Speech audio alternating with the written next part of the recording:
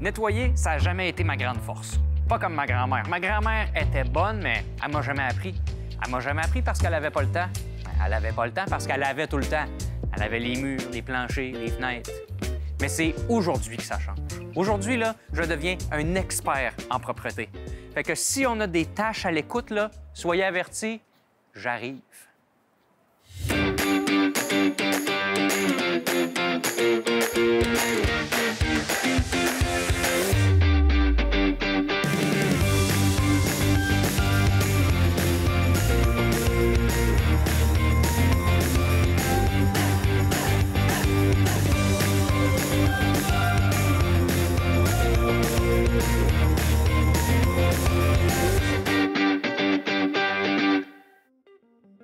Vous savez, dans la vie, là, il y a des choses qui changeront jamais.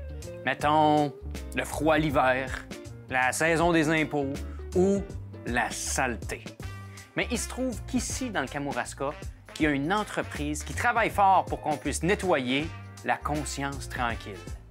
Venez avec moi, on va découvrir l'entreprise Pur.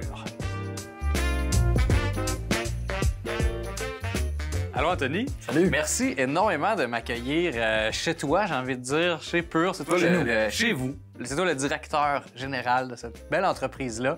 J'ai envie que tu me parles, c'est une question générale, mais qui ouvre très vaste. Comment ça a débuté, cette entreprise-là, cette aventure-là? Ben écoute, j'ai eu la chance finalement de démarrer l'entreprise à la fin de mes études. En fait, elle commençait l'entreprise à ce moment-là. Okay. Mon père est en affaires, en fait, depuis longtemps. Puis, avec un autre associé, ils ont racheté une entreprise, en fait, qui avait la première lessive sans phosphate au Québec, qui est un produit très concentré, là. En fait, à partir de là, on a voulu bâtir une entreprise manufacturière avec des valeurs éco-responsables, une vision aussi un petit peu différente, un petit peu innovante. Où est-ce que, bon, d'abord et avant tout, on a des produits éco-responsables. On se remonte en 2005, qui n'était pas encore une tendance très forte à l'époque.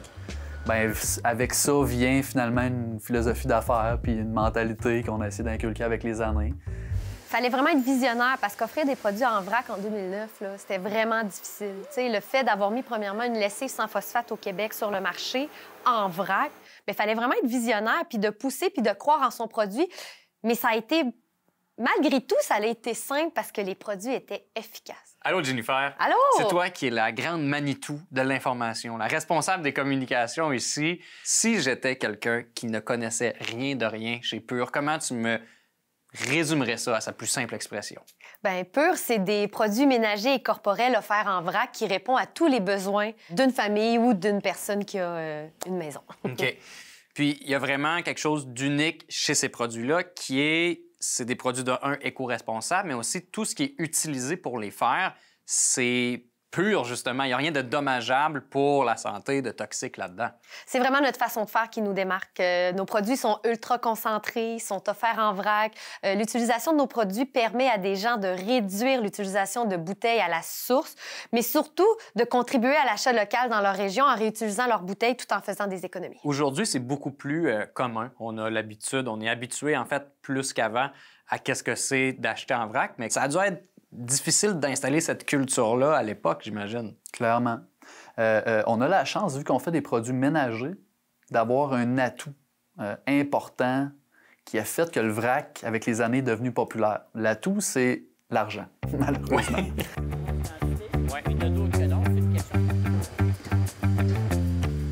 Je me souviens encore de la fois où je voulais remplir mes contenants en vrac, puis je m'étais expliqué à Commis, puis elle avait pas compris que je voulais remplir mes contenants. Elle avait compris que... Voyons. Ah, c'était quoi? C'était... Ah, excusez, j'ai oublié mon texte, mais... Ah, j'ai ça quand ça fait ça. Je reviens, j'ai laissé mon texte là-bas. Je vais le chercher, je reviens.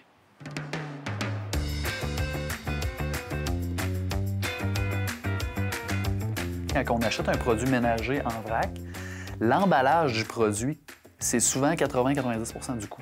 Hein? Ah, ouais. Fait que quand on le réutilise, cet emballage-là, ben on économise. Ouais. Fait que dans les premières années, notre message, c'était pas sauver la planète, c'était vous allez économiser. Ouais.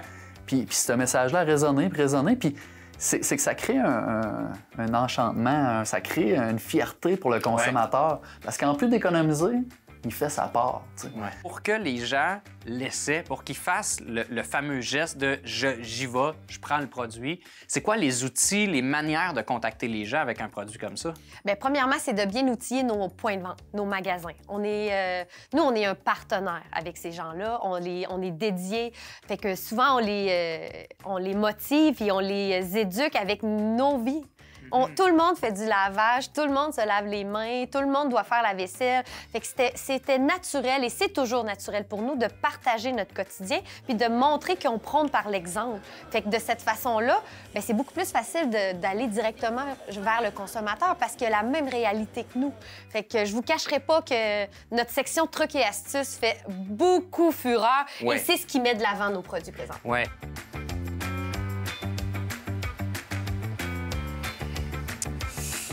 Ah, c'est ça.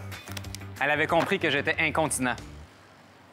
Olivier, oui. Merci beaucoup de prendre le temps de me rencontrer. On peut deviner par le sarrau que tu as une fonction un peu plus scientifique au sein de Pur. Je me demande, en tant que chimiste, c'est quoi tes implications dans l'entreprise? À quoi ressemble ton quotidien?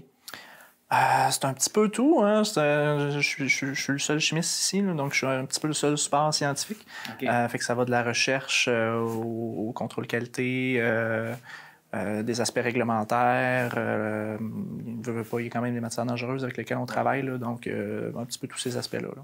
J'imagine quand tu arrives dans un milieu comme ça, il y a beaucoup j'imagine, d'apprentissage au début, de comprendre, comment la production marche ici. J'imagine que ça vient avec son lot d'enjeux que tu as dû apprendre, comme tu dis, sur le tas. Oui. Veux pas, dans une formation de chimiste, on n'apprend pas à faire du savon. Là. Oui, c'est ça, exact. C'est pas parce qu'on fait une manipulation au laboratoire qu'elle est réplicable à une grande échelle. Il faut savoir qu'on fait des lots ici entre 1000 et 15 000 litres. Puis des fois, passer juste du 1000 au 15 000, c'est tout un défi. Donc, de passer du laboratoire à la production, c'est déjà un défi là, de mise à l'échelle. Ah oui. Tu sais, des fois, le monde, il se cherche une manière de se déplacer. Ils disent qu'ils cherchent un lift. Bon, arrêtez de le chercher, il est là. Je l'ai trouvé, moi. Ça ici, là, c'est là que je mets mon crème soda. Ouais, j'aime vraiment ça. Il y en a qui disent que c'est pas bon pour ma santé, mais moi, je vois plus ça comme une passion. Je sais que récemment, vous étiez beaucoup dans l'élaboration d'un nouveau shampoing, par exemple. Ça, ce travail-là, comment on élabore quelque chose quand on part on part de zéro? On part pas 100% de zéro. On avait déjà un shampoing qu'on avait déjà dans nos gammes, mais qu'on n'aimait pas beaucoup. Puis on s'était fixé comme objectif que tout le monde dans l'équipe soit prêt à s'en servir. Ouais. Ce qui est quand même un bon défi parce qu'il n'y a personne qui aime les mêmes affaires. Exact, c'est ça. Puis on y est quand même pas mal arrivé. La majorité de l'équipe approuve le travail et la nouvelle gamme qu'on va lancer. Ça a été de faire de l'essai-erreur, de commencer par ce qu'on n'aimait pas, puis de se questionner sur quel aspect de ce produit-là on n'aimait pas. Il mousse pas assez. Il démêle pas assez. Il manque un petit quelque chose. Puis de se questionner sur quel ingrédient a cette fonction-là, puis sur quelle portion de la formule on peut travailler. Quelque chose qui vous démarque beaucoup, c'est que c'est des produits qui sont bio ou naturels ou pas toxiques. En quoi travailler avec ces produits-là, ça fait en sorte que ton travail va changer? Est-ce que c'est plus compliqué? Est-ce que tu te casses plus la tête pour trouver comment ultimement arriver au produit? Ça se fait comment? Oui. Dans le fond, travailler avec des ingrédients qui sont biodégradables ou qui sont pas ou moins toxiques, ça apporte un enjeu parce que, entre autres, dans l'élaboration de shampoings, souvent, ou de produits capillaires, il va y avoir des silicones là-dedans. C'est pas biodégradable, ces produits-là, mais ça travaille très bien pour démêler. Ça donne un bel effet lissant, lustrant. Ce qui fait qu'il a fallu que j'arrive à reproduire ça, mais sans utiliser ces produits-là, par exemple. Il faut trouver une espèce de détour ou de chemin alternatif pour avoir le même résultat. Ça demande un petit peu de créativité. Bon, ça ici, là, j'ai installé ça, mais ça sert à rien, dans le fond. Là. La seule chose qui est importante, c'est ça. Je voulais une paille. Quand j'ai soif, mettons, là, j'apprends. Puis tout ça, c'est juste en spécial. Fait que j'ai acheté, mais je m'en sers pas. Ça, j'ai fait ça parce qu'un moment donné, je me suis levé, j'avais une question. Je me disais, voyons, comment est-ce qu'il pèse mon doigt? Je pèse avec mon doigt tout le temps, sa télécommande, mettons, mais je savais pas comment il pesait lui.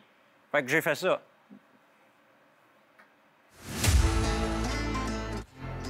Ça, j'ai inventé ça, cette machine-là, c'est pour, admettons, là, t'es avec quelqu'un, puis il parle. Bien, tu le couches ici, tu le fais glisser, puis il se fait taper à la bouche. Ça marche bien, mais ça a fait un fret dans la famille, par exemple. J'imagine que des fois, il doit y avoir des moments où, si on prenait cette décision-là, on sauverait du temps, ou on sauverait de l'argent, ou le chemin, j'ai envie de dire, de la facilité, des fois. Ça doit être important pour toi de dire il faut garder le cap tout le temps. Ça doit être. Y a-t-il des moments où c'est plus difficile que d'autres? C'est un des plus grands défis du quotidien, puis de toutes les dernières années aussi. Il faut comprendre que quand l'entreprise, en 2005, décidait de vendre des produits écologiques sans phosphate, il y avait très peu de gens qui étaient intéressés par ça. Ouais. Comme entreprise, il faut que tu t'investisses, il faut que tu mettes des équipements, il faut que tu achètes des bâtisses, etc. Puis il faut que tu les rembourses, ces affaires-là. Fait que parfois, ben, quand il arrive un contrat d'un produit qui n'est pas éco-responsable du tout, une opportunité d'affaires qui pourrait être intéressante, qui pourrait payer les bills, mais qui n'est pas du tout aligné avec tes valeurs, ben ça peut être facile de dire oui. Puis ça a été un des défis parce que dans les premières années, c'est ça, on courait un petit peu après la rentabilité. Fait que on a eu des opportunités qu'on a refusées. Puis qu'on se disait, on aurait dû l'accepter, on a de la misère à payer nos comptes. Mais bon, avec les années, ça nous a donné raison. Ouais. Puis encore aujourd'hui, c'est pas simple, c'est pas facile. Le marché est difficile. Mais quand tu as une vision, quand tu es aligné sur tes valeurs, ben à long terme, ça finit toujours par payer, je pense. Ah! Les érables n'ont pas coulé à matin. Quand tu parles de produits ménagers, tu ne penses pas nécessairement que tu vas sauver la planète. Exact. Fait que là, souvent, nous, on saisit cette opportunité-là. Puis les gens, ce qu'ils veulent, là, c'est trouver des solutions, mais clés en main. Ouais. Puis c'est difficile d'apporter le changement. On le sait, ça prend 21 jours. Par contre, si on est bien outillé, si on est guidé, c'est comme aller à l'école. Ouais. On a un professeur pour apprendre. Une structure. Nous, là, c'est ça qu'on veut être, de tendre la main, d'être l'ami écolo de ces gens-là. Puis dans les maisons, là, il y a 2 endroits où on consomme le plus. C'est la salle de lavage et la cuisine. Et ça donne que nous, là, c'est nos pièces principales où il y a nos produits. D'aussi loin que je me souvienne, j'ai toujours été extrêmement crasseux. Mes parents disaient que ma chambre, c'était comme un endroit où les vêtements sales poussaient sur le sol. Quand je déménageais en appartement, c'était pas mieux. Il y avait de la vaisselle sale partout. Je retrouvais des pointes de pizza dans la douche. J'ai déjà retrouvé mon hamster entre les coussins du divan qui était rendu dans la chambre d'amis, qui était devenu un débarras pour mes cannes de mine sales. Juste pour être sûr, là, c'est anonyme hein, comme témoignage, parce que j'ai vraiment pas envie que les gens sachent que c'est moi, Marc-Antoine Lévesque, qui est crotté de même. Une chose aussi qui est beaucoup mise de l'avant ici, c'est que c'est la transparence, en fait. C'est que tous les produits utilisés sont écrits sur la bouteille. Puis ça, j'ai réalisé que c'était pas quelque chose qui était appliqué dans les produits nettoyants normalement. Mais vous, c'est vraiment votre choix. Vous avez décidé, on les met tous sans exception. Oui, en ce moment, la réglementation au Canada n'impose pas que les produits de nettoyage, les ingrédients soient écrits sur l'étiquette, sur les contenants. C'est le cas pour des produits cosmétiques, comme les shampoings, par exemple. Mais pour les produits de nettoyage, ce n'est pas le cas et on a fait le choix chez Pur d'être pleinement transparent puis d'indiquer qu'est-ce qu'on utilise. Puis on se fait challenger à l'occasion sur nos choix, mais on a toujours une réponse à apporter. Oui, puis ça, j'imagine que cette réponse-là, ben c'est un peu, toi, le grand Manitou de ça, comme c'est toi qui as les mains dans les produits, tout ça. Fait que ça demande aussi, veux pas que toi, tu dois te blinder par rapport à ça, puis mettre toutes les chances de ton côté pour dire non, mais attendez, là, il y a une raison pourquoi ce produit-là est là. Effectivement. Il y a des raisons pour qu'on utilise certains produits versus d'autres. Puis si on veut garder des produits qui sont accessibles, grand public, mais qui restent biodégradables, naturels le plus possible, des fois, l'alternative n'est pas nécessairement naturelle, elle va être synthétique. Parce que y a des produits qui existent dans la nature, mais que si on veut les extraire, il faudrait détruire beaucoup trop d'environnement pour avoir la quantité qu'on a de besoin. Donc, ce produit-là qui est très efficace et naturel, bien, on peut l'avoir en version synthétique qui est identique à ce qu'on retrouverait dans la nature. Oui, misère, c'est grand pur. Hey, je suis essoufflé, là. C'est beaucoup de marche à faire pour aller d'un point A au point B, là. Ça me prendrait quelque chose pour me déplacer, là. Ben voyons, c'est quoi les chances? Hey. OK, bye-bye! Non, c'est pas là que je voulais aller. Si on se projette dans un certain nombre de bouteilles qui nous amènent dans les prochaines années, de quoi tu rêves pour cette organisation-là? Ce serait quoi tes objectifs ou juste tes intentions dans le futur? Bien, c'est sûr qu'on veut grandir l'entreprise. On veut que l'entreprise double, triple encore parce qu'on a le bâtiment pour le faire. OK? Puis comment qu'on veut y arriver? Bien, on veut y arriver avec ce qu'on fait déjà, t'sais, avec des stations de remplissage en vrac. Donc, évidemment, c'est sûr que le nord-est américain, pour nous, nous intéresse beaucoup. Là, ils sont en retard, les Américains, sur ce qu'on fait. Nous, les Québécois, là, on est très inspirés par l'Europe, puis même, on est même avancé sur l'Ouest canadien. Fait que là, on voit l'Ouest, l'Ontario, là, ça se développe, puis le Nord-Est là, nous regarde, là, puis ils en veulent du vrac. Fait que c'est sûr que pour nous, on veut se diriger vers les États-Unis assez vite, puis on veut surtout aussi atteindre plus de grandes surfaces. Les grandes bannières, là, ils vont pour la facilité, puis ce qui est plus simple pour le consommateur.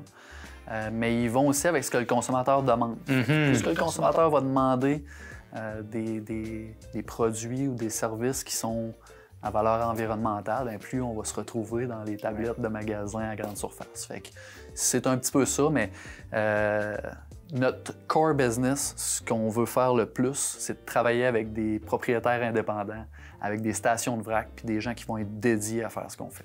Un gros merci, Anthony, de m'avoir accueilli aujourd'hui, puis je te souhaite le meilleur pour la suite. Bien, merci à vous, puis le meilleur pour votre émission également.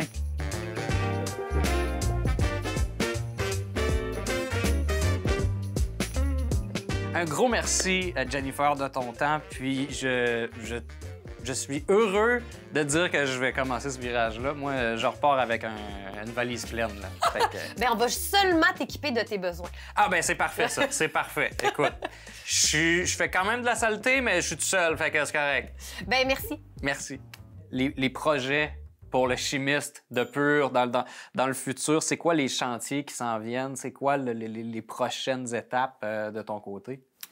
C'est une très bonne question, les prochaines étapes, les prochains développements. Je te dirais que ça va être surtout d'améliorer nos formulations actuelles. On est dans un processus d'amélioration en ce moment de nos formulations puis de nos procédés industriels. Cool. Fait que vraiment, une espèce d'optimisation? Oui, effectivement, on peut parler d'optimisation de formulation. Pendant vraiment une fraction de seconde, j'étais convaincu que j'avais oublié comment on disait le mot optimisation. Mon truc, ça a été de passer à Optimus Prime. En tout cas, chacun nos trucs. Tous les chemins sont bons. Bien, un gros merci de ton temps, Olivier. Bien, merci, Marc-Antoine. Je te laisse retourner à ton laboratoire puis à tes formules. Parfait. À tous ceux qui pensaient que je serais jamais capable de devenir bon en nettoyage, j'ai une petite nouvelle pour vous. Pur m'a donné un mandat. Faire leur inventaire. Avec ça, je vais devenir bon en nettoyage, là.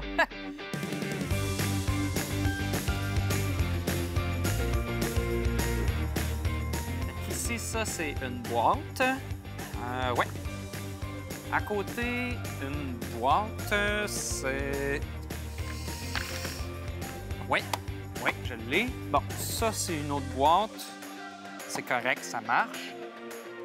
OK, là, j'ai une boîte. Ça, c'est bon. À date, oui, tout est bon. Je le sens, là, que je vais faire un tabac, là, dans ma cuisine puis ma salle de bain, là. Et que j'aimerais pas ça être une tâche. Ouh! Bon, là, ça, c'est une boîte. Attends, je l'ai dessus, elle? Ah oui, elle est là. Bon. Boîte. OK. Là, j'en ai une, deux. Puis ça, c'est des boîtes.